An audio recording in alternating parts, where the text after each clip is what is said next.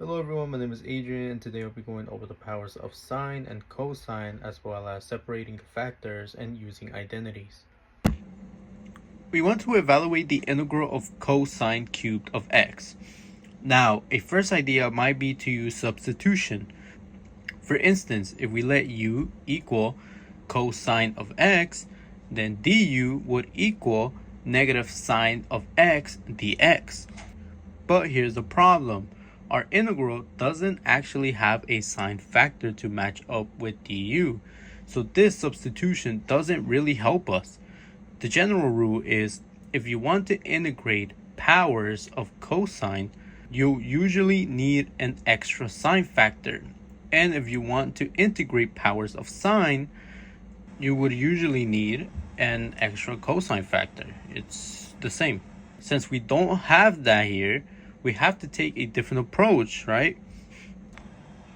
So what do? Well, if we separate one cosine factor from the rest, and then we rewrite the remaining even power of cosine using the Pythagorean identity, we would get 1, because the identity says that sine squared x plus cosine squared x would give us 1.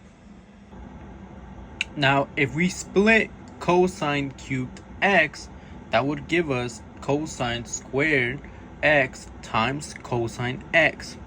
If we then replace cosine squared x with 1 minus sine squared x, that would give us cosine cubed x, which will equal to 1 minus sine squared x times cosine x.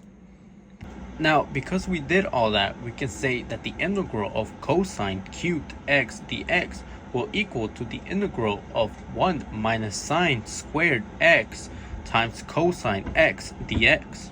Now, at this point, we can actually use substitution now. If we have u set to sine of x and du set to cosine of x dx, our integral would become the integral of 1 minus u squared du. Now we can easily integrate this. The integral of 1 is u. The integral of negative u squared is negative 1 over 3 u cubed. Because of this, we can rewrite it as u minus 1 over 3 u cubed plus constant. Now, if we substitute back for u, which was sine of x, that gives us our final answer, which is sine of x minus 1/3 sine cubed x plus constant. Now, the key idea here is when we see odd powers of sine or cosine, we want to pull off one factor and then use the identity sine squared plus cosine squared equals 1 to rewrite the rest in terms of that other function. That way we can then use substitution to get the final answer.